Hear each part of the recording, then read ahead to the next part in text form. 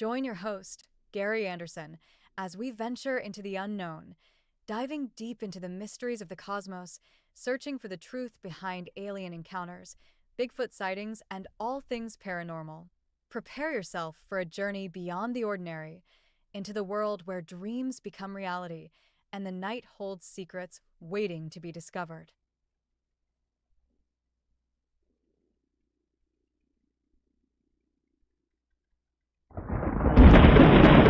Get ready for Night Dreams Talk Radio with the legendary Gary Anderson, where we're reigniting the spirit of classic talk radio from the 80s and 90s. As one of the fastest growing alternative talk shows, Gary dives into the mysteries of UAPs, UFOs, and the enigmatic Bigfoot, along with Earth changes and more. Don't be surprised if you tune in one day to hear a famous movie star or singer share their own paranormal experiences. Gary brings you the top guests, captivating stories, and unforgettable bumper music that'll take you back in time. So, buckle up and let your dreams take flight. An extraordinary journey awaits.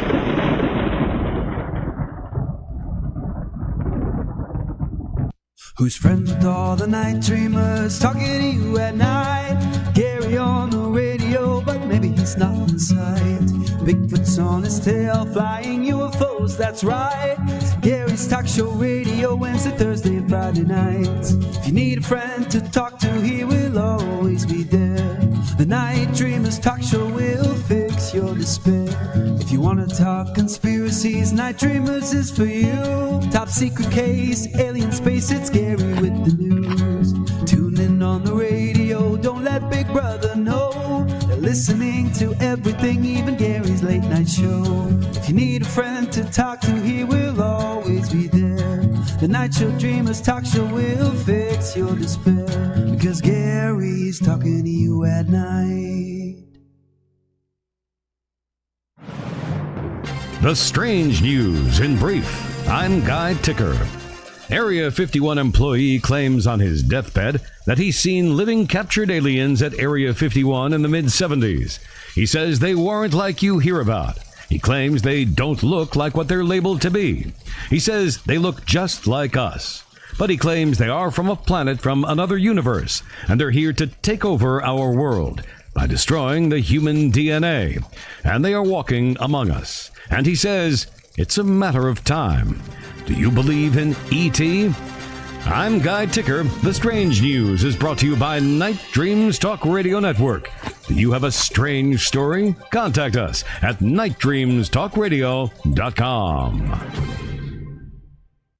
Hi, this is Val Von Torn of Metatron Power and Light. You're listening to Gary Anderson and Night Dreams Talk Radio. Well, thank you, Val. Well, JC, are you ready for the fight tonight? I am ready for the fight. It should be just about ready to get going. So yes, let's get ready to rumble. Well, who's fighting? Is it somebody in the neighborhood, or is it somebody or something major? Well, so this YouTube guy named Paul and another guy named Tyson. Oh, Paul. Oh, yeah, that's going to be interesting. You know, he's 58 years old. Yeah, and the other guy's 27. I know it. I don't know. It's going to be interesting who will win. It will be. And last time Tyson really fought was in 2005. Of course, he had a little dance there with Roy Jones in 2020. Oh, didn't he have a little time somewhere locked up at one time too? Oh yeah, he's. I bet he had a lot of fights to practice in there. Maybe. Yeah, I don't know. Did you bet any money on it? Which is illegal. No, I didn't bet any money, but I still think Tyson's going to win because he's a professional. He's got muscle memory. Yeah, but the other guy's a world champion, and how old is he? World champion. He's had 11 matches. I've seen who he's fought. I don't know how the heck he's become a world champ, but well, what do you think, Tyson? He wants to get his world championship back. Yeah. Well, we will see. I think Tyson will win. Okay. Either way, it's not going to go the 8 or 10 rounds as scheduled because Tyson will either knock him out or run out of gas, one of the two. Yeah, or both of them will. Yeah, exactly. Now, what type of junk food do you have for it? I know you. You got your What? drumsticks. You got your Mountain Dew. What else do you got? I got some butterscotch pie with some whipped cream. I've got some cinnamon rolls. I've got some stick and some pudding and little ho-hos and you name it. Yeah, so you're all set for the fight. Yeah, I'm all set. Popcorn, chips, and dip and everything. Oh, yeah. Well, tonight we got somebody I have looked up to for years. He's wrote so many books on what we're going to be talking about. We're going to be talking about UFOs, flying saucers, flying discs, UAPs, whatever you want to call it. Next week, they're going to say, I don't know. That's going to be the new term for UAPs very shortly. I don't know. That's whatever. Have you noticed everybody in Congress, when they asked any congressman asked questions, their first answer is, I don't know. Yeah, right. Or it's two saucer pans inverted or some kind of weirdness. But listen, it is what it is. No matter how you church it up, it's a UFO. Yeah, they must be married to a wife like mine, because when my wife asks me questions, my first answer is, I don't know. And then you need to follow that up with allegedly. Yeah, that, and I allegedly don't know. Right. Yeah, let's Right. find out a little bit of information for our listeners about our guests. You want to do that? Let's get it going. Okay, it's already went. Preston Dennett began investigating UFOs and the paranormal in 1986 when he discovered that his family, friends, and co-workers were having dramatic, unexplained encounters. Since then, he's interviewed hundreds of witnesses and investigated a wide variety of paranormal phenomena. He is a field investigator for the Mutual UFO Network, MUFON, a ghost hunter, a paranormal researcher, and the author of 29 books and more than 100 articles on UFOs and the paranormal. Several of his books have been Amazon UFO bestsellers. His articles have appeared in numerous magazines, including Fate, Atlantis Rising, MUFON UFO Journal, Nexus Paranormal Magazine, UFO Magazine, Phenomena Magazine, Mysteries Magazine, Ufologist, and others. His writings have been translated into several different languages, including German, French, Portuguese, Russian, and Icelandic. He's appeared on numerous radio and television programs, including Midnight in the Desert with Art Bell, Coast to Coast, and the History Channel's Deep Sea UFOs and UFO Hunters. His research has been presented in the LA Times, the LA Daily News, the Dallas Morning News, and other newspapers. He's taught classes on various paranormal subjects and lectures across the United States. He currently resides in Southern California. For more info on Preston Dennett, visit his website, www.prestondennett.weebly.com. Well, Preston, welcome to the show, my friend. How are you doing? Doing pretty good. Thanks, Gary. How are you? Fine. Are you excited about the fight? I'm interested to see who wins. I'm not a huge fight guy, but yeah, it should be interesting. I just find it rather interesting. Somebody 58, it's a big age difference. Yeah, well, I'm rooting for Mike because we're about the same age. Oh, you guys are youngsters. I wish I right. was 58. I'm almost like at the age where you take that 58 and reverse the number. Preston, you've been investigating ghosts and the paranormal, UFOs, for a long time, since 1986. When you were young, did you ever have any paranormal experiences or anything that got you to focus on what you're doing today? Not really. I mean, there was one, looking back in hindsight, finding out UFOs were real, and there's this thing called missing time. I did have one missing time incident at around age, 10 or 11. I have 6 kids in our family. I'm number 5 of 6. So you don't miss lunch. And somehow I missed lunch. I was in the house. I was waiting. And they said, no, we looked for you. You were not in the house. But that's kind of vague, so I don't know. I did have a couple of psychic episodes where I knew all the answers to a game show. But again, didn't really think much of it. Really, it was finding out my older brother Mark had seen a UFO that really turned the tables for me. And then in 1992, I did have my own sighting.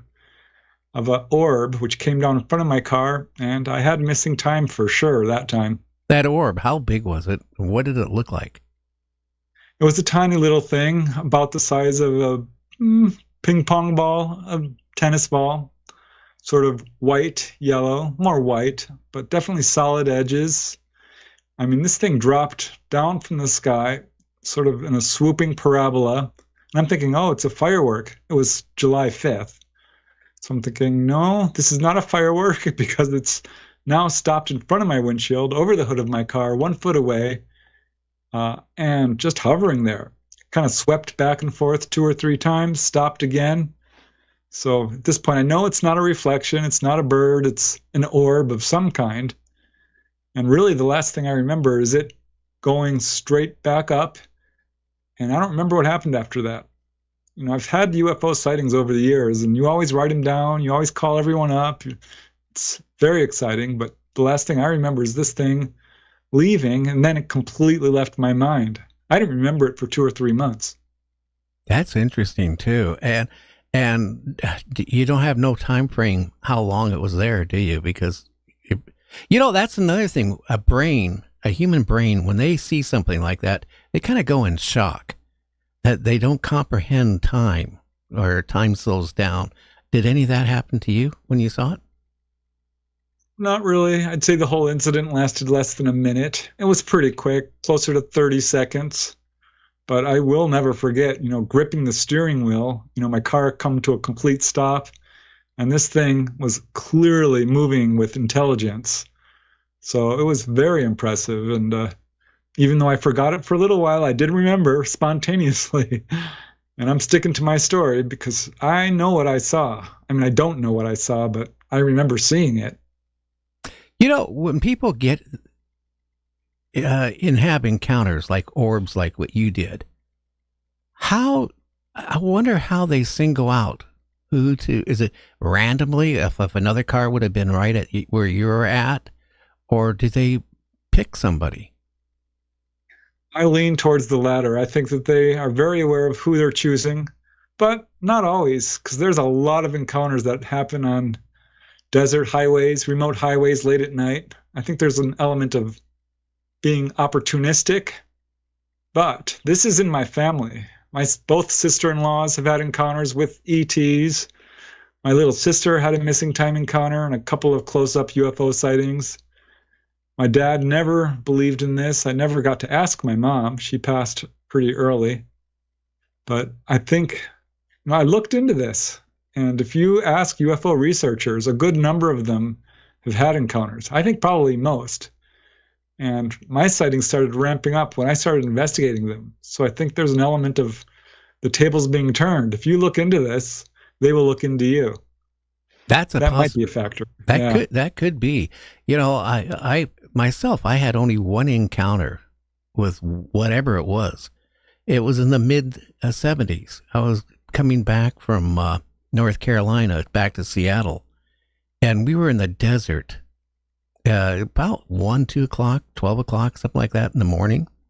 And I was driving really fast, and it was dark, and all around the car it lit up, and inside the car it was brighter than daylight. And the first thing in my mind is, okay, I'm going over 100 miles an hour. It's going to be a police helicopter.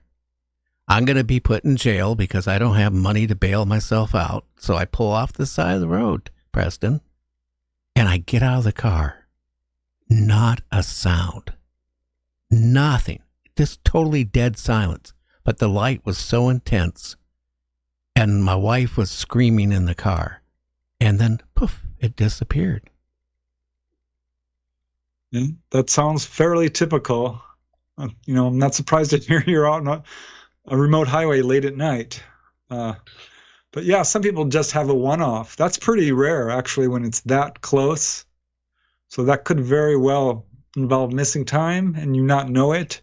Well, there's another thing to the story. Years and years go by, and I was having problems, so I went to a doctor, which referred me to a surgeon, and they sent me in to get an MRI, a CAT scan, all these type of tests. And then I had an appointment to go back and see the doctor and for them to explain what they were going to do. And the first thing, I go into the doctor's office and the head nurse comes up to me and she goes, "You are numb." "Yeah." "Did you get shrapnel in your neck just down such and such?" And I go, "No, I shattered my tailbone, but no, I never got wounded, never had any shrapnel." "Well, the doctor wants to talk to you." I get in the doctor's office and first thing he goes, "Can you please take off your shirt?" Okay, I'm taking off his shirt and he's looking and he goes, "I don't see any scarring." And then, the same questions to us.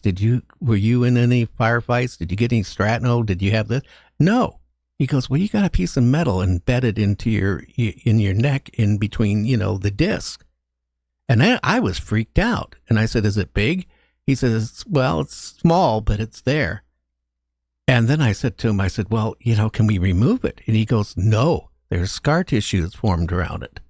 And if I go and remove it, you're going to be in a wheelchair." And I said, "Is it going to cause a problem?" He goes, "It could. When you get older, it could cause you to be in a wheelchair." And I was freaked out. And then I kind of forgot about it, Preston, for years. To one of my oldest son got in trouble. And I had to go to drug court every single month in Pierce County.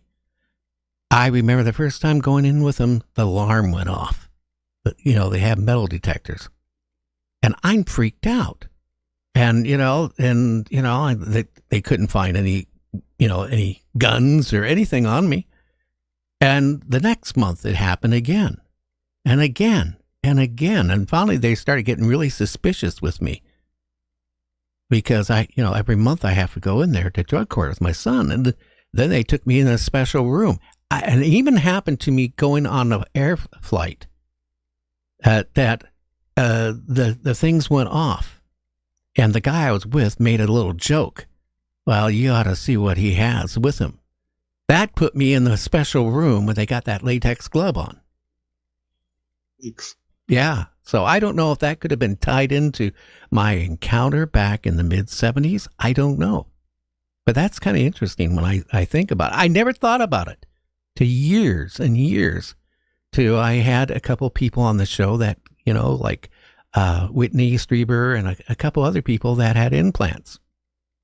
Yeah, well, I wouldn't rule it out because I've come to believe that well over 50% of contactees have implants. It wouldn't surprise me if pretty much all of them do, because at one point they will go to the doctor for one reason or another, or the dentist even, and there's a foreign body.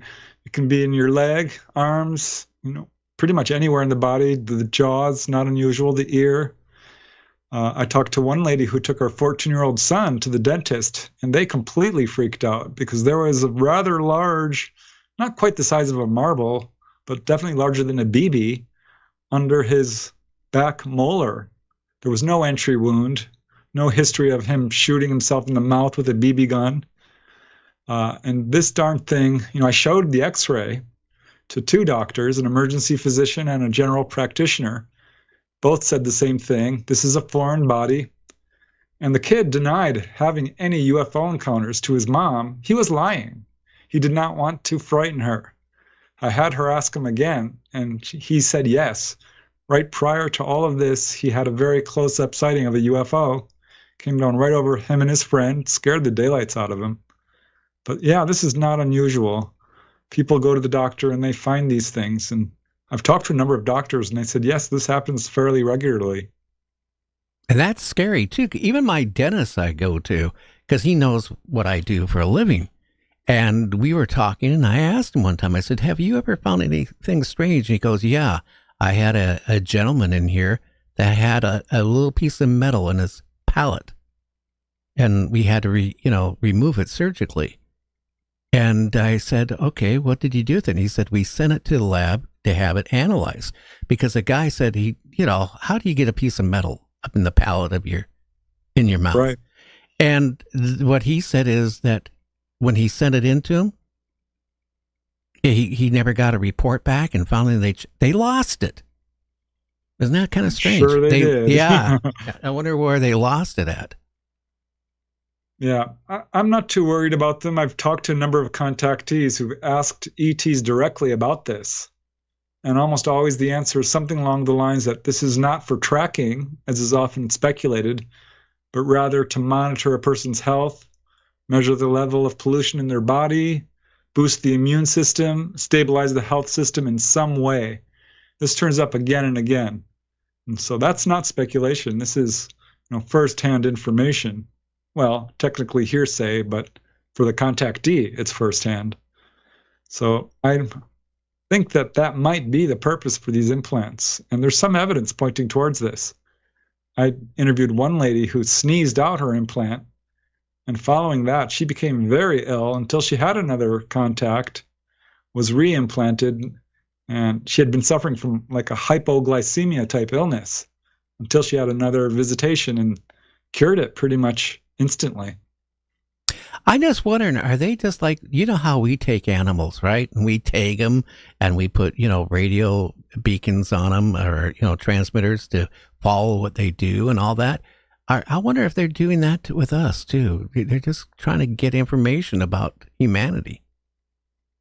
I think there's an element where they are certainly interested in studying humanity and figuring things out. They're, in a way, very nerdy, very much scientists. I think that is a big part of their goals here. But I think we've actually got a pretty good handle on why they're visiting our planet. Why do you think, honestly, Preston, you just open a can of worms there. Why do you think they're visiting us? Well, first I would say it's obvious, given their behavior, that there's a vigorous publicity campaign going on. They want us to know about them. And you can say this with some confidence because we have so many cases of what we call UFO displays. Generally speaking, UFOs are somewhat evasive, but often there'll be a wave of sightings that's undeniable. Or look at the schoolyard encounters. The Rua, Zimbabwe case? Right. That's one of well over 100. I wrote a book on this. It happened at Westall High School in Melbourne, Australia, Broadhaven in Wales, Crestview in Florida, Hillsdale College in Michigan. And this has been going on for a very long time. This is a UFO display. So that's one of their goals. But I think here's the real kicker.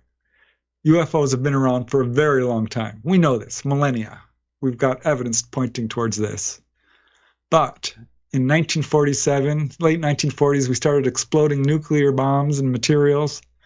And this coincides exactly with the modern age of UFOs, where UFO activity escalated to unprecedented levels.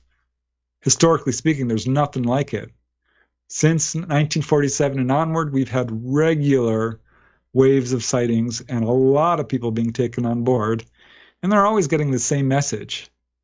When ETs will talk to someone, and they will, if you're not panicking and you're not freaking out, they will give you messages. And it's almost always along the lines of stop exploding nuclear weapons. They really are very concerned about our use of nuclear material in any capacity. But it goes beyond that. They warn against war and aggression, greed and corruption, pollution, the destruction of the environment.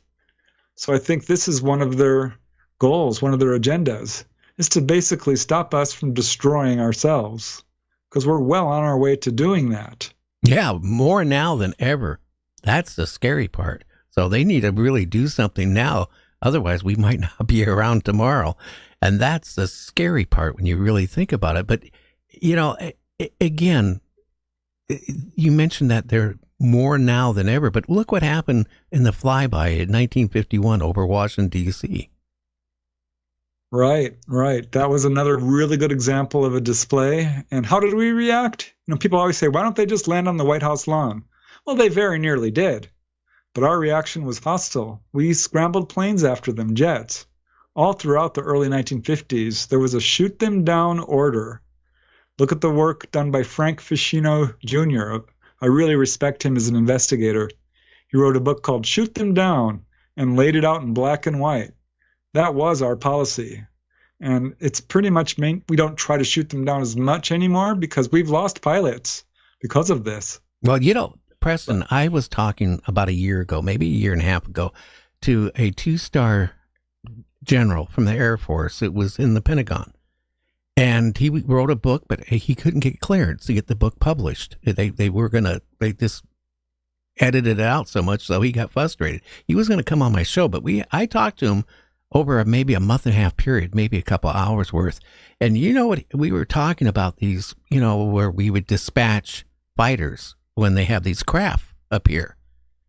And occasionally in the news, you'd hear that there was a training accident or where they, had a jet crash, fighter crash. He said that's how they would describe it and cover it up. They would dispatch a couple fighters to investigate the craft. They had orders to shoot it down. And then all of a sudden, there's a crash. And that's what you see in the news media. Yeah, I've heard that exact same thing. They won't report a UFO for, by any means. But if you look into the whole history of UFO crash retrievals, it's certainly not just Roswell, the famous crash in New Mexico in 1947, or the Aztec crash, same state. Kecksburg, Pennsylvania, had a famous incident in 1965. There was another one in Paradise Valley, Arizona, Kingman, Arizona. Okay, now we need to take a break. But let's talk about that after the break in Paradise. Yeah. Okay, let's do that. So we'll be back with Preston right after this. You're listening to Night Dreams Talk Radio. Check out our website for more information about Preston, where you can find out about his podcast, his books, and all that at nightdreamstalkradio.com. We'll be back in about 3 minutes.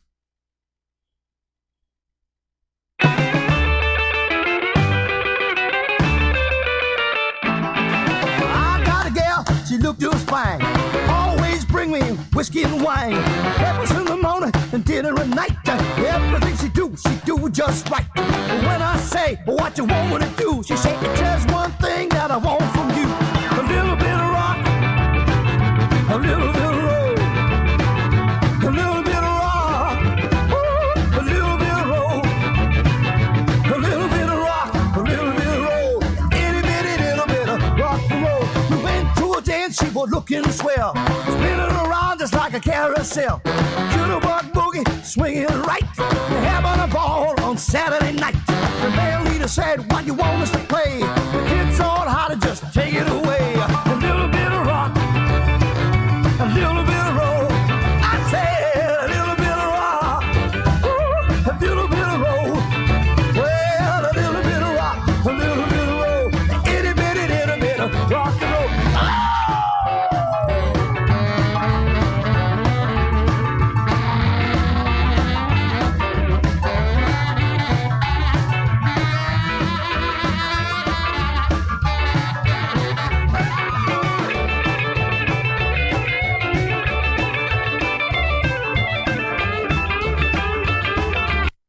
Time slips. A haunted office building on a haunted street. A haunted coal town. Mysterious black cats. Unexplained light anomalies. UFOs, UAPs in the air and on the ground. Bridges in liminal spaces. Cryptids, shamans, and a werewolf. Disclosure. You don't need a ranch in Utah. All this and more happens in rural southwestern Pennsylvania. Now available on Amazon from author Kevin Paul. Politics and the Paranormal in Greene County, Pennsylvania. Read this captivating book as soon as you can by author Kevin Paul.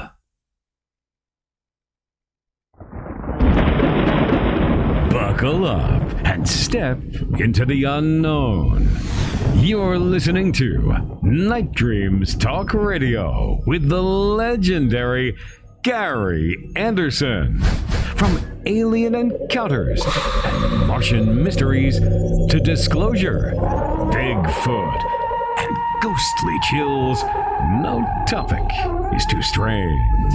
With world-class guests and often famous faces, we explore the farthest reaches of reality, pushing the boundaries of alternative talk radio. Are you ready for the ride?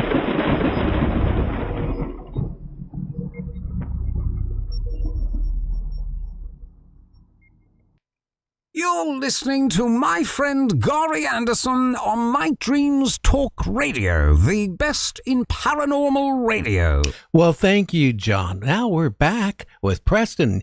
You know, there's a lot of places where they have been crash reports. And even in Washington State near Westport, back, I think in the 60s, there was a crash reported here. But what was this one before we went to break? What can you tell us about that one? The Paradise Valley, also known as the Kingman crash, is one of the better authenticated, I think, well-known cases. There's a lot more than people realize. If you look into it, there's probably well over 100. But this is certainly one of the more famous ones, which, you know, a number of researchers have gotten little bits of information. Richard Hall, he talked to a military gentleman who confirmed that it did happen. He's a great researcher, well-respected. Also, Raymond Fowler interviewed a gentleman who went by the pseudonym Fritz Werner. We now know he's Arthur Stansel. And he signed an affidavit claiming that he was taken there on a bus with blacked out windows. And it was his job to measure the gouge in the earth to determine how quickly this craft came down on the ground. And he said it came down quite fast, thousands of miles per hour. It left a deep gouge in the earth, and he saw it. He described it as not a classic disc, more of a sort of half disc. And apparently there were humanoids as well. Some people saw those, but he left a long written statement to Raymond Fowler testifying to the truth of this incident and never backed down. And over the years, little bits and pieces like this have come forward. Unfortunately, these are cases that rest pretty much solely on anecdotal testimony. And ironically, this is the best evidence. I mean, this would be the smoking gun, hands down. If we could get our hands on these craft, these alleged ET bodies, it would be game over as far as disclosure. But we're just not there. All we have are these anecdotal stories. Well, you know, what it's going to take is one of these crashes to happen in a populated area. And then there's not going to be any way to cover it up. I mean, you know, look at what happened at the Twin Towers, you know, with the aircraft going into it. I mean, they couldn't have covered that up if they wanted to. The same way, if one of these crash in a populated area where thousands of people see it, and the news media would be on it like a heartbeat, I mean, there'd be no way. It would be a game changer, game over. Yeah, well, look at the Phoenix Lights, which was, I think, 1996, 94, thereabout, right before cell phones really became popular. A few years later, if that happened, it would be, you know, a conclusive incident that couldn't be covered up. It couldn't be covered up already. It was that widely viewed. Yeah, you're right. All it would take is one undeniable UFO incident, and the world would change overnight. Well, you know, the other bad thing is, if it happened that way, people are going to realize that we have been lied to. That's another reason I mention it so often on the show when we talk about the subject, is you're not going to really get disclosure. It'll be not even a drip. It'll be a micro drip at a time.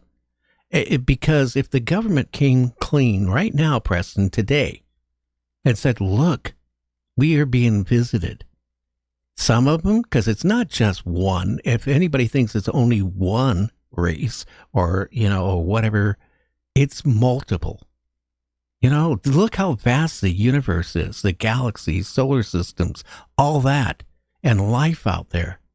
So we could be, you know, being visited by who knows how many. And again, everybody says that they are non-threatening. And I think probably 90% maybe are non-threatening and just are investigating this and curious.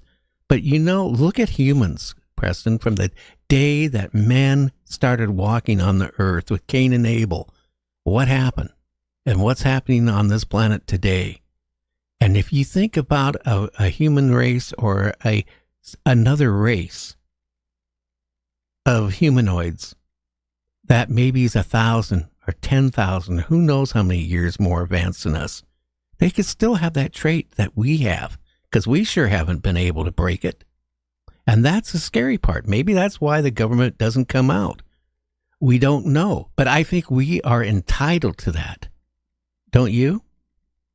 Oh, certainly. Yeah. Watching this recent hearing was very frustrating when they were all asked Admiral Tim Gallaudet and Lou Elizondo and the others, do you know what these are? And they're like, well, no, we don't know. I think you do. I think we know exactly what these are. These are extraterrestrials. These are people like us. I know there's people like to throw around various theories, but the extraterrestrial explanation is the one that fits the evidence best by far.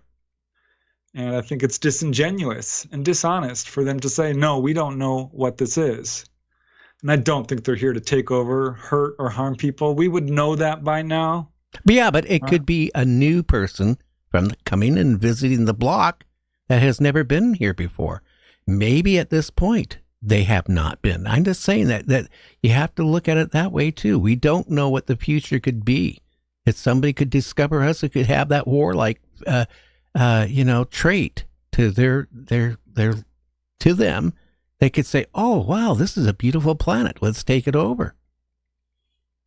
Yeah, I'm of the mind that if a species develops the ability to travel interstellar distances, they've probably already conquered morals and ethics and all the other things that come along with, surviving something like that.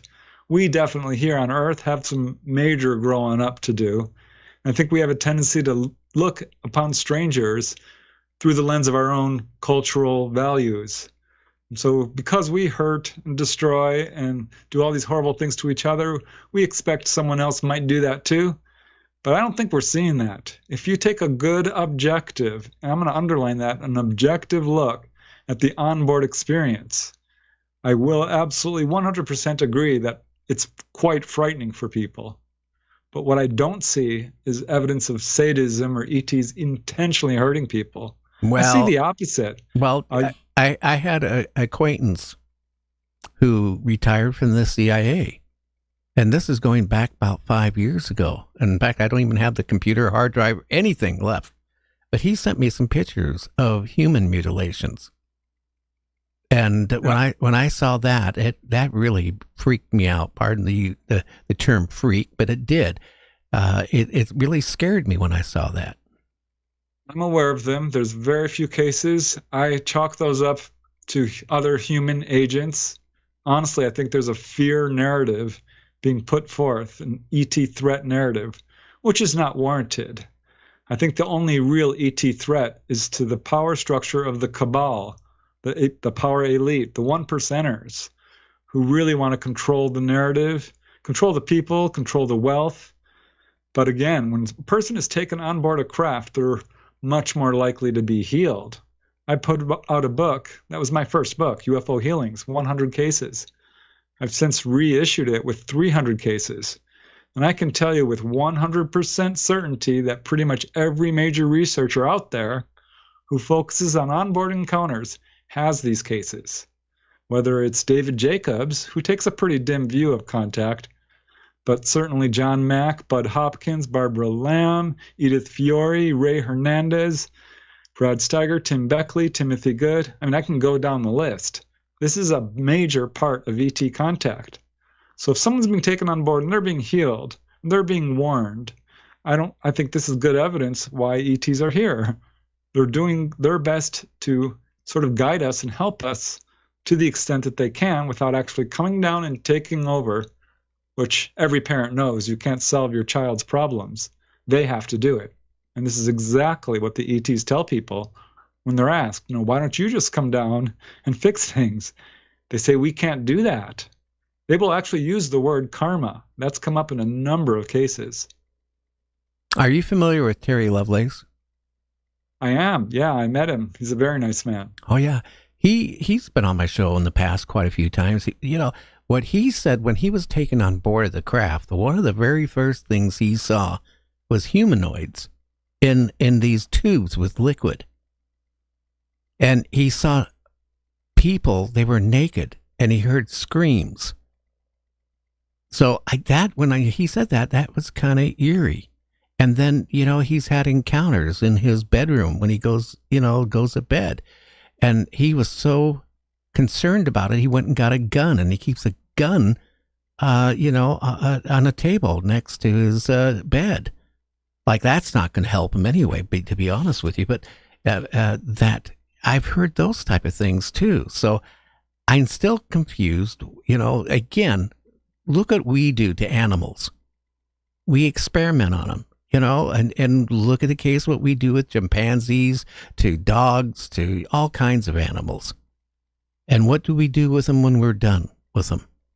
So, but we're not doing it really to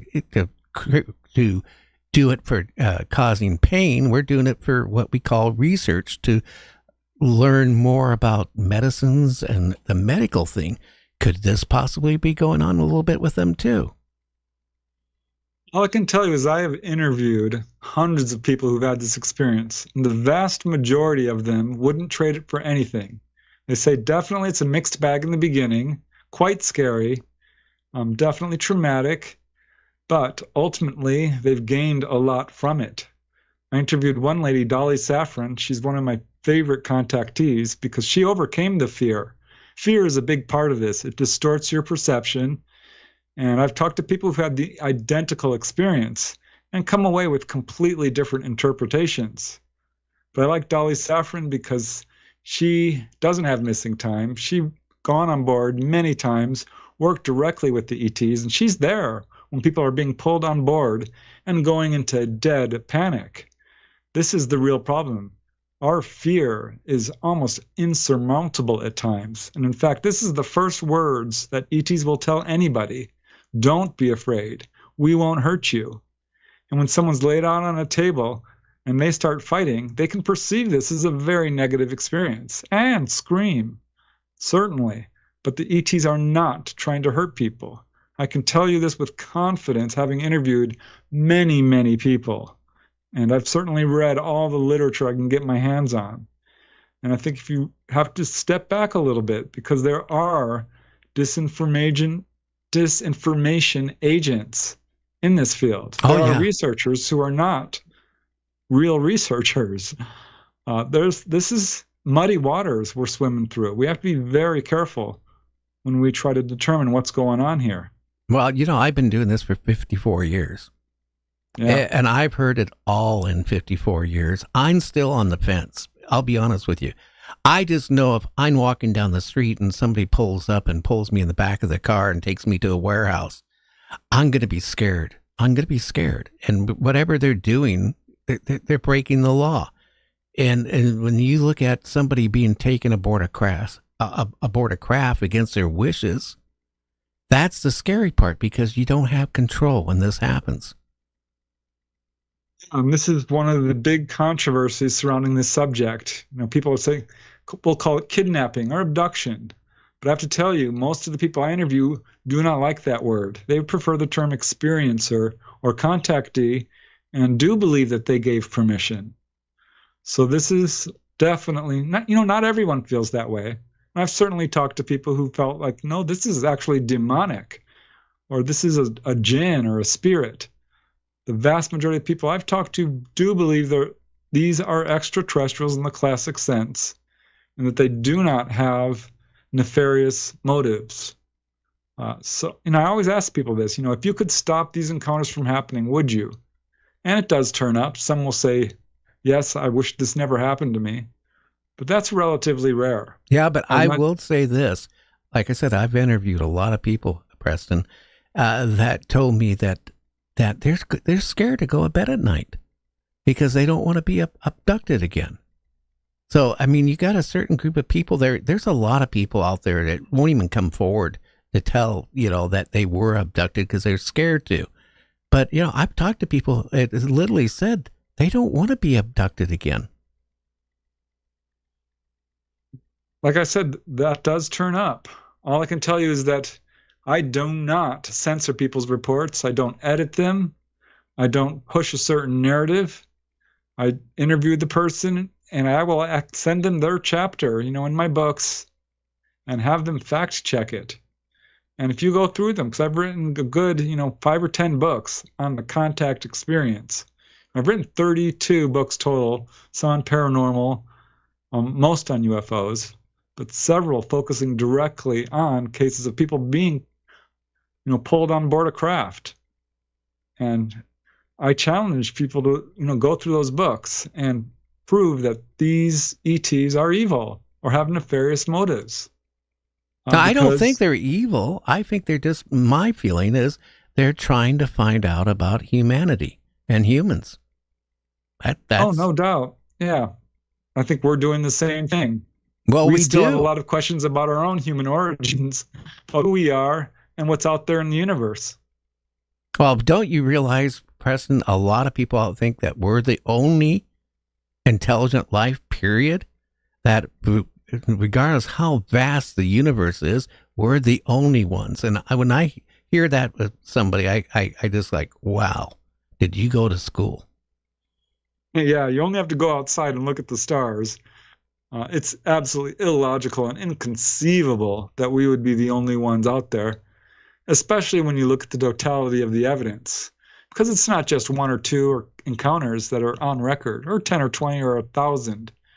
If you look at the databases of the National UFO Reporting Center and MUFON, Mutual UFO Network alone, in just the United States, that's well over 200,000 documented cases. So we have 1 million documented cases worldwide. And there's no doubt this is real. Like I even mentioned to Lou when he was on the show, it's fine, Congress is doing this, but you realize there is no place, government agency, okay, that you can call up and say, hey, look, I was abducted. They did this to me. Because there's a certain group of people out there that need emotional help after this happens.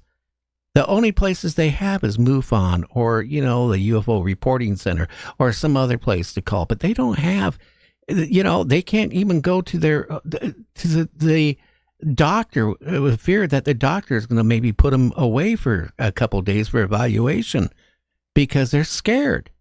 And there's no help for these people. That's one of the main reasons I do this research. I was knocked over when I found out UFOs were real. I couldn't believe it. And our government was covering it up. And it was being portrayed inaccurately in the media, very fear-based. So my primary goal is to counsel people who are having these very intense experiences they're challenging. When a person has direct contact, it challenges you on multiple levels, mentally, physically, emotionally, spiritually, even psychically. People who are contactees almost always have a huge psychic awakening, which is another reason I think this is probably good news for us, because people come away from contact and they suddenly start having precognition, astral projection, healing abilities, a wide variety of psychic abilities start manifesting, mediumship. I mean, you name it. And this is significant. It's more the rule than the exception among contactees. Oh, you're right. And, I've talked to some people that have had their implants removed, and they were perfectly healthy. When Dr. Lear was removing implants and all that stuff, again, we've had 1 or 2 of those people that he had an implant removed from. And as soon as their implant was removed, they started having health issues. Yeah, this points towards what I said earlier. I think the implants are health related. There's a guy in England who I like. He's like Dolly Saffron, a fully conscious contactee. Jason Andrews is his name. His mother wrote a book about his experiences, and he said the same thing. This is what the ETs told him. He says, you will never remove my implant. I want it there because this is related to health. Like I said, I think most contactees do have these. And I think there's They're not for mind control, has often been suggested or speculated, or tracking, because contactees have asked that too. Like, is this how you track us? And they said, no, we can find you anywhere. Basically, contactees have been told that we all give out a certain sort of energetic imprint or fingerprint that makes it easy for them to locate us. And we know this because contactees have had encounters pretty much everywhere. They'll move all over the country sometimes trying to get away from it. Right. Yeah. Now, shifting a little bit, you wrote a book that I'm really intrigued with, so I'm going to have to order it. It's UFOs and Drive-Ins, 100 True Cases of Close Encounters at the Drive-In. Yeah. Who would have thunk? Most people went to the drive-in for two reasons. Let's be honest, in the 50s and 60s and early 70s, drive-ins were very popular, before the internet. So you'd go there, to watch a movie as a family. You go there on your first or second date, and you're not really even watching the movies. So how did you come up with 100 True Cases of, encounters at the drive-in? Let's hear about it, because I'm excited. Yeah, I was in this field for like 30 years when I stumbled upon this kind of by accident, 25 years. I had this lady come into my office where I worked doing, bookkeeping and such. Claudia Blasios was her name. She found out I was a UFO researcher and became very excited to share her encounter at the Paramount Drive-In movie theater in California. This is back in, I believe it was 1970 or 1981 or so. At any rate, she was there with her family when suddenly she saw everyone dropping their popcorn and drinks and running for the cars peeling out. Her parents were entranced.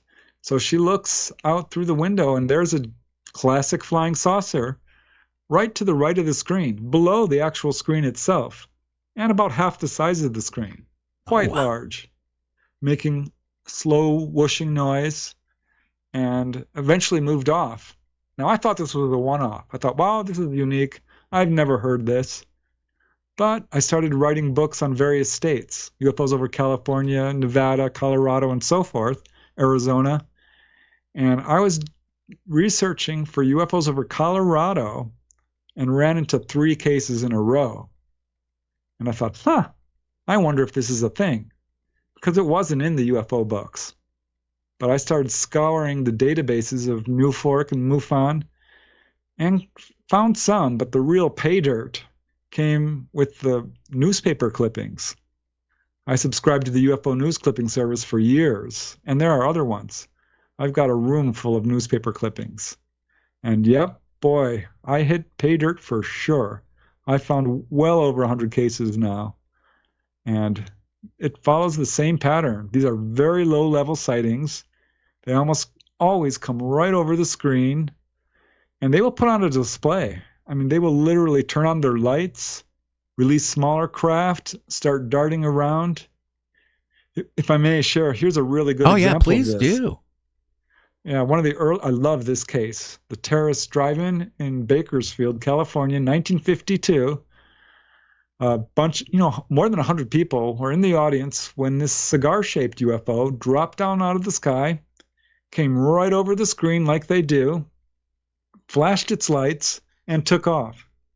This was a brief sighting compared to most, which sometimes lasts for 5, 10, 20 minutes or longer. This one was just a couple of minutes, and off it went. And so people started calling the local sheriff's office. Sheriff Leroy Hatfield fielded a bunch of calls and finally said, you know what, I'm coming down there, because there were still 100 people down there when he started interviewing them and got all the reports. He says, okay, I figured out what happened. I don't need to talk to any more of you. I'm going to file a report with the Air Force. So he did. He sent it off to the closest Air Force base, which happened to be Edwards. And this was routed to the precursor of Project Blue Book. Now, I found these documents declassified online, and a report was written up the very next day. It was stamped red with the word action, and get this, it was sent to the commanding general of Wright-Patterson Air Force Base and to the director of intelligence at Washington, D.C., and to Ent Air Force Base in Colorado, where we track all incoming and outgoing traffic. So you can't tell me that our Air Force doesn't take this subject seriously. We have documentation to prove it. Yeah, again, all these type of sightings, could you imagine 100 people or more? Because who knows how many people, when they saw that UFO, started getting out of that, drive-in really fast. A lot of people probably were scared, especially back in 51. That's when they started right about that same time frame of those monster movies with the aliens with one eye, and their helmet, and zapping people and doing all that stuff. Could you imagine those younger people seeing a UFO, what panic they were going through? It's really interesting because sometimes they will clear a theater. Other times people are quite excited. People will flash their car headlights at it and it will blink back.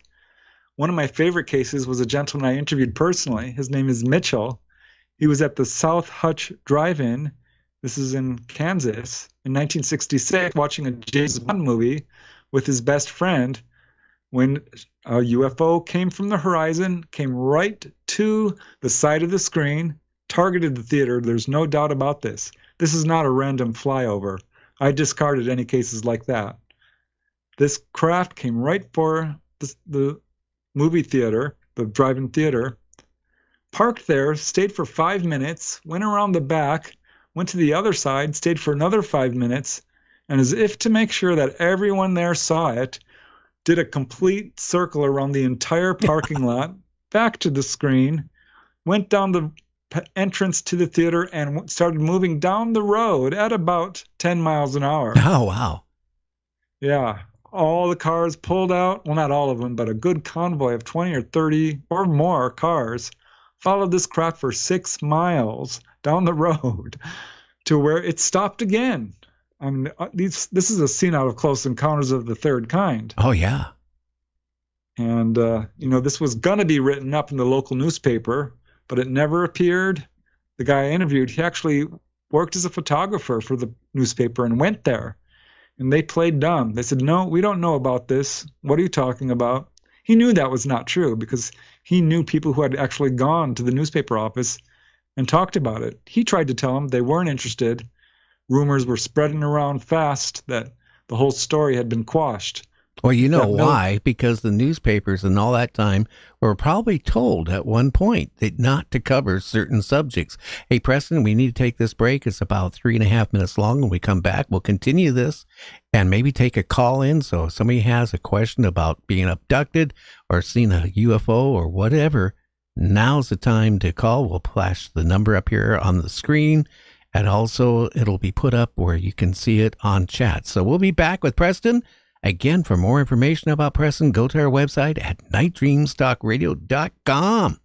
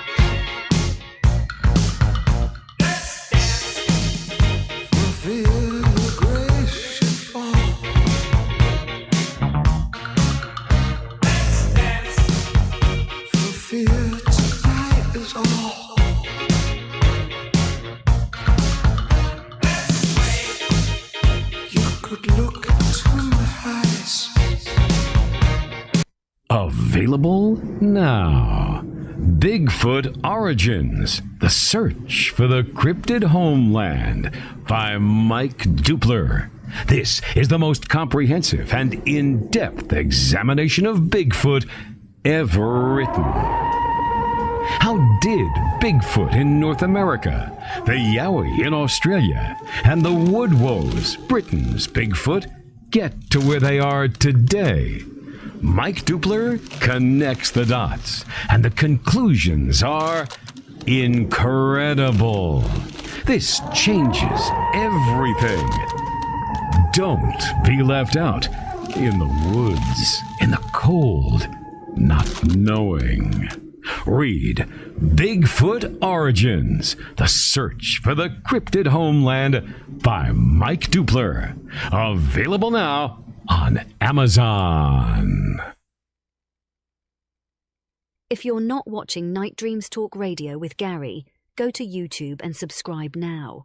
Why are you not watching Night Dreams Talk Radio on YouTube? Why are you not watching Night Dreams Talk Radio on YouTube? You are listening to Night Dreams Talk Radio Network, the home of Night Dreams Talk Radio, with Gary Anderson, syndicated worldwide.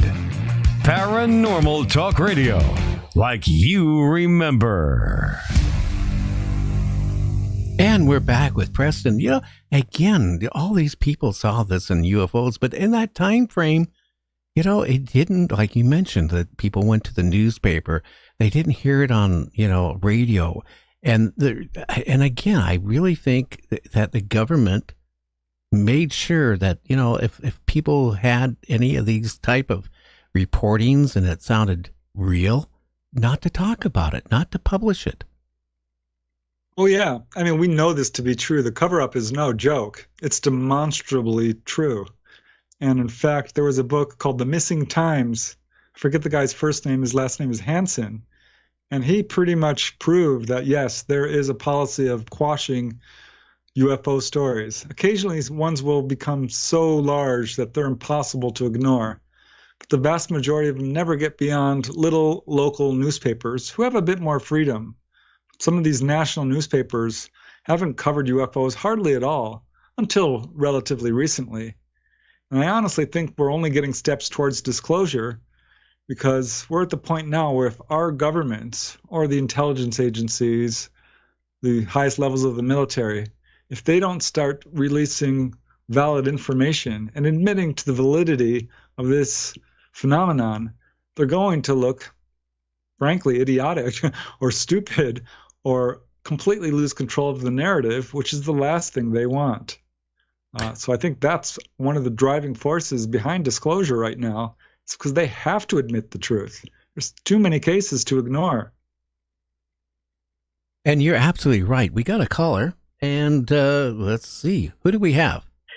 We got Art here. Hi, Art. How you doing on this Friday night? Okay. Love the show. It's so informing. But, to stick to a subject of ETs and maybe like one of many things that I've seen in different crafts, and some have been, in view very close feet away, and having that missing time where you feel that, like you're sitting there, that it's knowing that you're having it's knowing that it sees you.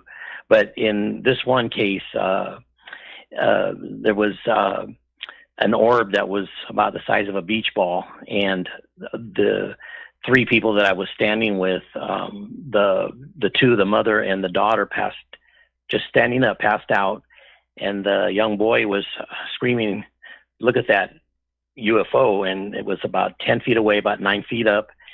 And the strangest thing was that I looked at the mom and the daughter, they were just completely out. So missing time, I've had encounters with that also. But the thing is how it's hard to explain, how these things, you feel a connection with them. And that was my thing that I'm hearing here is like, like they could sent you there. You keep contact with them. These crafts would freeze or immediately disappear as soon as you get eye contact with them or try to take a picture. It seems like there's some sort of connection with you and the object. I just like to figure out how he feels about those kind of mind controlling thing.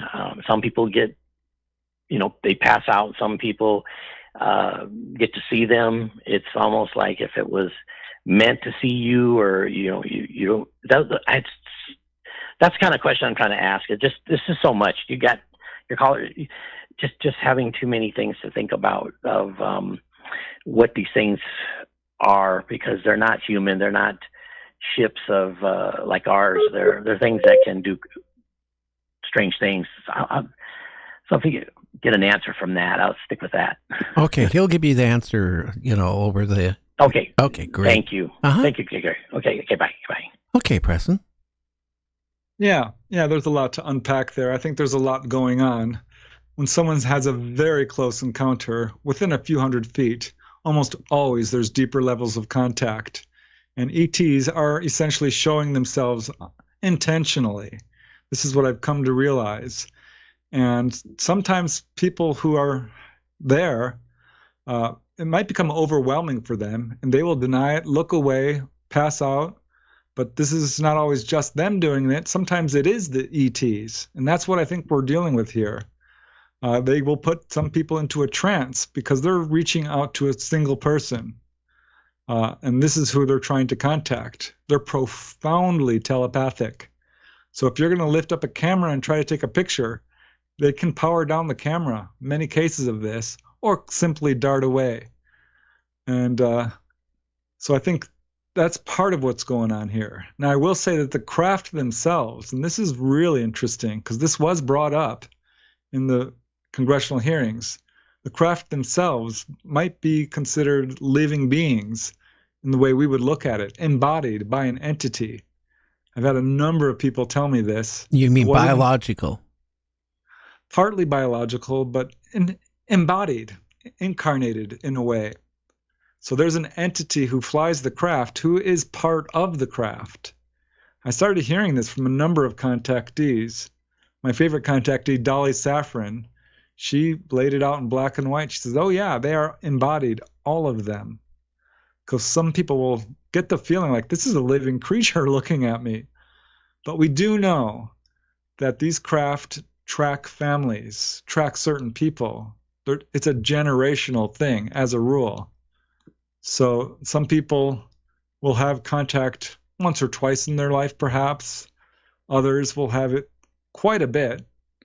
Some, it's just a one-off. The ETs come down to basically announce their presence, say hi, we know of you, and off they go.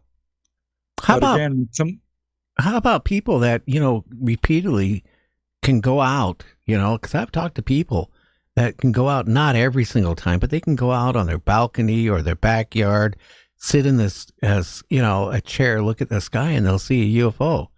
And it is like often. Is that... not terribly unusual. That used to be a thing where we would discount a witness. We called it the repeater problem. And people thought, well, this person is clearly nuts. They're seeing UFOs all the time. Now we know that this is sort of normal for some contactees who have a very close connection and can, in fact, reach out to them telepathically. Because this is how ETs communicate almost universally in every single case when someone's taken on board. The communication is telepathic. It can be in words, it can be in images, it can be in just sort of a knowing. But there is this really profound connection between the contactee and the ET and the craft itself even.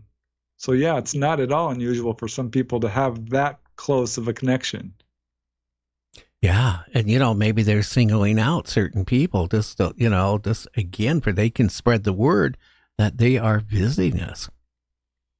I have looked into that. I'm like, who's being contacted and why?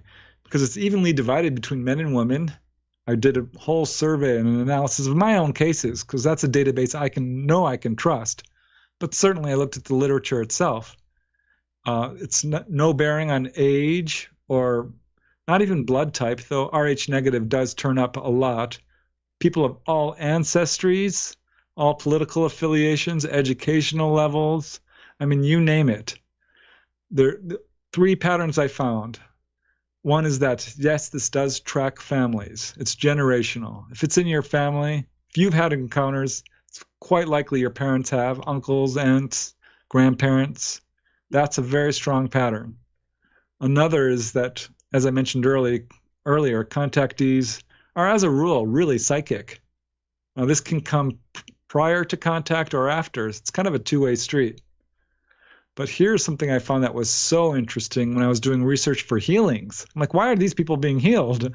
And so many people aren't. Well, you wrote a book on it, didn't you, about healings of UFOs and 300 true accounts of people healed by ET? Exactly. Yeah.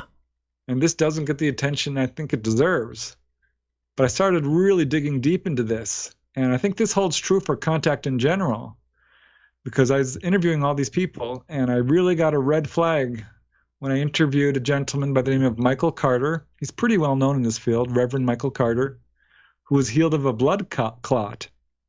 And he is a social worker, fights against racism. He's a healer. He's a reverend, a good guy.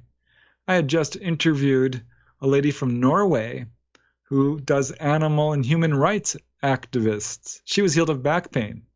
So I started looking at all my cases. I'm like, wow, there are a lot of doctors, a lot of nurses, teachers, social workers, environmentalists, inventors, police officers, people who are doing good work for humanity in some capacity.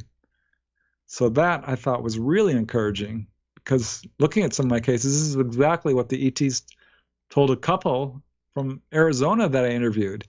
They asked, why did you pick us? He was healed of carpal tunnel syndrome.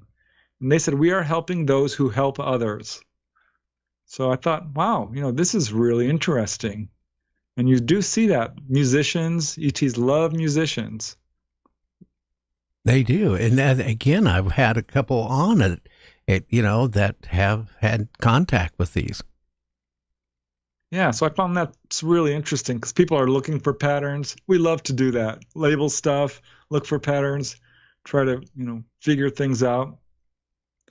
And I think we've made great strides in understanding contact. So I'm pretty encouraged to see, what the future brings with all of this. I think disclosure is inevitable. You can't hide the sky. You can't hide the truth. You can distort it. I mean, you can hide it, but you'll never destroy it. So sooner or later, the truth is going to come out. And sooner or later, we're going to have open official contact, simply because this subject is real. We are not alone. The evidence is overwhelming. I mean, seriously, the time for skepticism is over. We need to really divert our attention towards figuring out who these visitors are and what this means for all humanity. Well, we do need to know that. Like I tell everybody quite often, the best way we're going to get the truth out is if everybody who's into this subject takes the time to email their congressman, their senator, and say, hey, we want the truth. Please give us the truth. If a lot of people would do that on a regular basis, they would, I think, be more apt to start giving us a little bit more than what they're giving us now, because they will know that the people really want this answer. They're hoping, honestly, that people are going to forget about it. Like when Trump was first elected, it was the wall in the news all the time, the wall. And then, COVID. And then now we have Ukraine going in the news every day. Very little about UFOs. And in fact, I was reading an article today where the reporter kind of blew it all off and just said, there's never going to be disclosure. That was his answer. It will take us to really start harassing our congressman to get, I think, put a fire under it. Yeah, they're trying to do something now, but I think if they take it that we are wanting to really know, we might get better answers. I agree. I mean, this is a difficult situation humanity finds itself in with this unequal distribution of wealth, all the divisiveness and the wars. There's a lot of things on our plate, but we need to move this up as an important issue, equal to, immigration and the economy and all the things that we think are important. Because if people knew that we are not alone, this would change everything. I mean, we would really come together with humanity, because I believe we do have ET technology, and it's being suppressed. Now, we could use that. The problem is we have the energy industry and the pharmaceutical industry and the banking industry and the insurance industry. I think they're part of the cover-up, because if we could get our hands on some of this ET healing technology, just imagine the pharmaceutical industry would be out of business overnight. It's $1 billion a year industry. How about the oil industry? Oil industry would be out too. Exactly. So this is how important it is. People say, oh, UFOs don't affect me. I got news for you. They absolutely do. This is a vital subject for all humanity. How long does it take you to write one of your books? What's all involved when you write a book, investigating, doing what you do? How, from the minute you outline, I'm going to write a book about this subject, how long does it take from the start to the finish? Well, it's the research that really takes a long time. And generally, I like to dive in for a couple of years at least, because I really regret rushing a project and then finding out all this new data that I wanted to put in the book. And I've had that problem with some, like the schoolyard UFO encounters. I've found 100 initially. I'm going to have to put out a sequel because I found 100 more. And same with the drive-in theaters. It takes a couple of years to do the research generally. But once I got all the data in, it takes me a good 3, 4 to 6 months, depending. The healing book, that's a massive book. It's 500 pages. That took me quite a bit longer. The drive-in movie theater book, I got that whipped out in about a year or so. That's a lot of research. That was a lot of fun.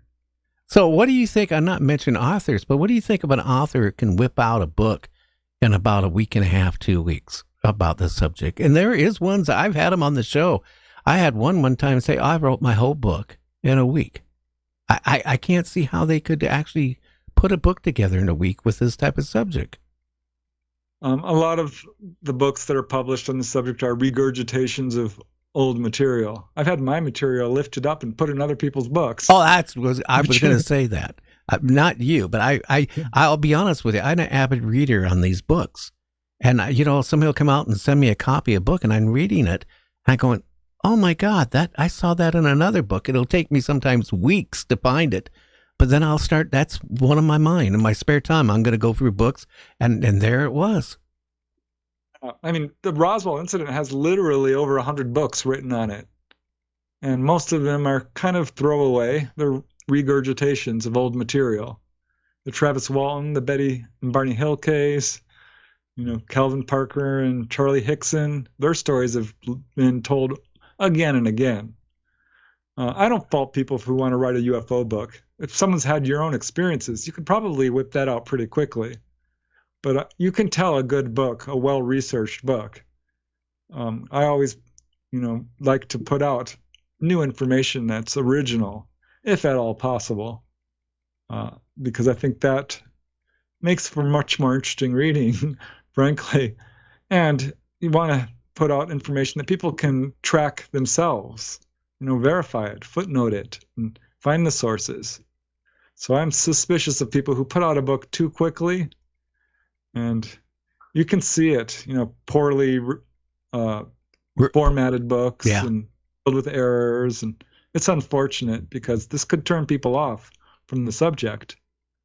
But I have some authors out there who I really admire. Linda Zimmerman, she's written quite a few books.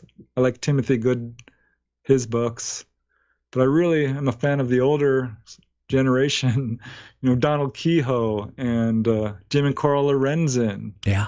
And a bunch of these folks who wrote excellent books that are today considered classics. Yeah, that is the problem. I think, people, I'll be honest with you, in ufology, there's more people trying to make money on it than any other subject other than Bigfoot. Now, we only got a couple minutes left. I know you wrote a great book, Undersea UFO Bases, but, now we have the Admiral that's been coming out for the past year talking about he really feels that, that's where a lot of the bases are deep in the ocean. There's places in this ocean we have never investigated. We never mapped it. We never done anything about how deep it actually is in places. And there's places on this earth that they could be hiding that we wouldn't even have the foggiest idea where they're at. I'm glad to see USOs, unidentified submersible objects, getting a lot more attention because they haven't for years. I can't prove that there's any bases down there, but I can certainly say that there's a lot of USOs. Admiral Gaudet, is that right? Gaudet. Yeah, Gaudet. He actually quoted my book. I couldn't believe it. I'm like, whoa, he actually said my name, which was really thrilling because I did interview a gentleman, Ray Sachs, who was an electrician's mate on the USS Clamagore, a submarine which carried nuclear torpedoes. And they had a USO incident, which was, a major incident where this craft, this USO, paced the submarine for 15 minutes. It was never recorded in the ship's log. The captain, the Admiral Boyne, I think was the guy in charge of the subs, told the second in command, officers who write this sort of incident down in the logbook do not move up in rank. But the guy I talked to, Ray Sachs, an electrician's mate, and I verified his employment, he was there on the deck of the Clamagore when this USO incident happened. These craft are watching over anything nuclear in any capacity very closely, whether it's the Malmstrom Air Base, where they shut down our nuclear-tipped missiles, or hovering over any nuclear power plant. So Admiral Gaudet talked about that, and I really enjoyed his rhetoric, where he said, it's time for action. We need to really take action, because all we've had is talk so far. Well, JC, Mark, what's Mark's last name? Off my hand. Leonardo. Yeah, he was on a submarine one point doing what he was doing for the government. And all of a sudden, they had a report of one of these things coming up to the submarine at a very high speed. Do you remember what the speed was, JC? Yeah, it was 200 knots is what it was. Yeah, went by the, and the captain of the sub just says, hey, note it down in the book. That was the end of it. And it really freaked out Mark because we don't have anything out there. It can go 200 underwater. According to Ray Sachs, it came in at over 100 knots towards the stern and zipped off at about 80 knots. Yeah. Totally silent, did not appear on sonar, by the way, but came right up next to the sub. Now, anything that comes within a quarter mile of another seagoing craft, that's considered a near miss. Yeah. It doesn't happen. This thing was right next to it. It makes you wonder, we don't have technology like that. We sure don't.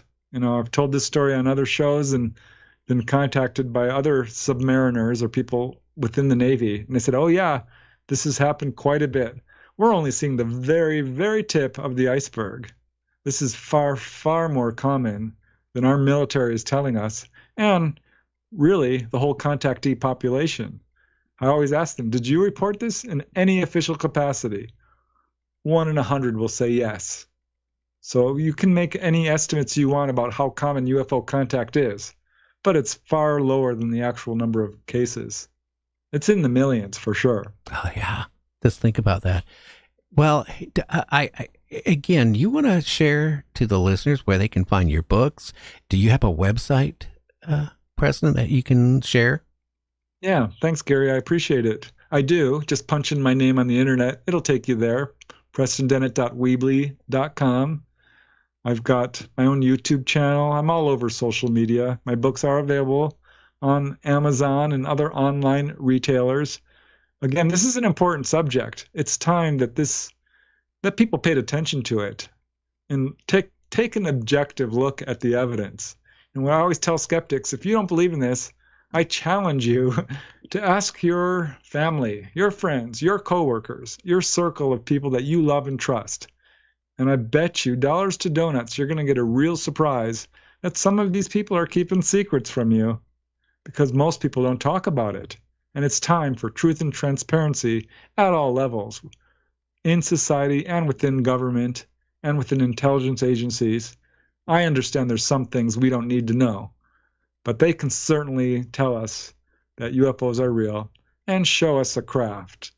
There's nothing wrong with that. That's not going to hurt anybody. No, and I think that would stop a lot of this, what's going on to people panicking and all that. I think it would then, put a closure to it, because let's face it, these things have been reported going back to when men were first walking the earth. In the caves, they had drawings they found of craft. So, I mean, this is not something that's just happened in the last 100 years or 50 years. This has been going on for thousands of years. Preston, I want to thank you so much on a Friday night when you could have been watching that fight tonight, coming on. It's always a pleasure, Gary. Thanks for the opportunity. I really appreciate it. Okay, my friend, you have a great weekend. I sure will. Thanks, you okay, too. Thank you. Well, JC, who do we have on the show next week? Well, next week we're going to start it off with Mr. Keith Thompson, and he's going to be coming on talking about, UFOs and what's going on with them today and what we need to know. And that show is going to be followed by Randy Cutrera. Now, he, as a 10-year-old child, was playing with a juvenile Bigfoot. Him and his friends, they thought was a chimp, lost from the circus. They didn't know no better. But he's going to talk about those encounters. There was government involved and all kinds of... You mean he was playing with a baby Bigfoot? Yeah. Wow. Yeah. Oh, yeah. And then next Friday, Mr. Greg Egigen's coming on, and now he's going to discuss what does the UFO phenomena tell us about ourselves. So we're going to find out about that. And then the following week, who do we have? Well, the following week, on the 27th, we have Mr. Kevin Randall coming on. He is probably the leading authority, or one of Roswell and what happened there. He spent 30 years boots on the ground witnessing or investigating and interviewing witnesses, many deathbed confessions, because let's face it, Gary, many of these folks they've passed away. And then our next guest after that? Well, of course, we got to take Thanksgiving off the 28th, but we're going to be back on the 29th with Mr. George Haas. He is one of the leading authorities on structures on Mars. Listen, he's got some stuff that is mind-blowing. There is definitely something going on there. So we're really looking forward to him talking about the structures that he's found. And we also have, 2 stars that were on Little House on the Prairie coming up, too. Who were they? That's right. January the 6th, Friday, we have Mr. Dean Butler and his co-star there on Little House on the Prairie, Miss Allison Arngren. They're both going to be on at the same time. That's going to be a fun show. Again, do me a favor. If you're enjoying the show, after the show is over, give us a thumbs up. That's very important. And leave a comment in the comment section of the show. And also, please do that, because our sponsors look at that. And also, tell your friends about us. If you enjoy the show, let your friends know about Night Dreams Talk Radio. We try to bring on the guests, not repetitive guests. Occasionally we'll bring somebody back, but only after we get a lot of emails saying, bring such and such back with you. But we try to bring on new people. We try to bring on interesting people. Preston Dennett hasn't been on for years, and I said to my producer, let's get him on. And here he was. Yeah, it's been a good 2-3 years. So, and you know what? It was a really great show, very informative, and I had a lot of people that was really wanted to hear what he had to say. We had a lot of people listening, so it was good. So the next time we're on, we'll find out who won. So if we were playing with play money, Monopoly money, okay, and we were betting up to $10, who are you betting on this fight tonight? I'm betting on Tyson, but I will say this. I did check at the last break, and they weren't fighting yet, but they probably just started. Okay, well, we'll find that out. Again, I want to thank all the listeners and viewers, that watch the show worldwide. I think we're going to break 185,000 subscribers on YouTube here later tonight. Again, I want to thank you out there and all the people that listen to us on the app side. Again, I want to thank you if you're listening on iHeart, Spotify, Speaker, or whatever. Again, leave us a comment on that too, because it's important. And again, a big shout out to all the truckers that listen to the show. Boy, I hear feedback that, on different trucking, bulletin boards and different places, they're talking about the show. And again, I want to thank you because you have made the show, I was going to say that show so very popular. Again, everybody have a good one. And JC, say good night, will you? Good night, everybody. Say good night to the world. Good night, world. And okay. We will catch you next Wednesday. Don't forget, you will hear the doctor show this coming Monday. So everybody have a good one. We'll catch you on the other side. Who's friends with all the night dreamers talking to you at night? Gary on the radio, but maybe he's not in sight. Bigfoot's on his tail, flying UFOs, that's right. Gary's talk show radio, Wednesday, Thursday, and Friday nights. If you need a friend to talk to, he will always be there. The Night Dreamers talk show will fix your despair. If you want to talk conspiracies, Night Dreamers is for you. Top secret case, alien space, it's Gary with the news. Tune in on the radio, don't let Big Brother know. They're listening to everything, even Gary's late night show. If you need a friend to talk to. If you're not watching Night Dreams Talk Radio with Gary, go to YouTube and subscribe now. Why are you not watching Night Dreams Talk Radio?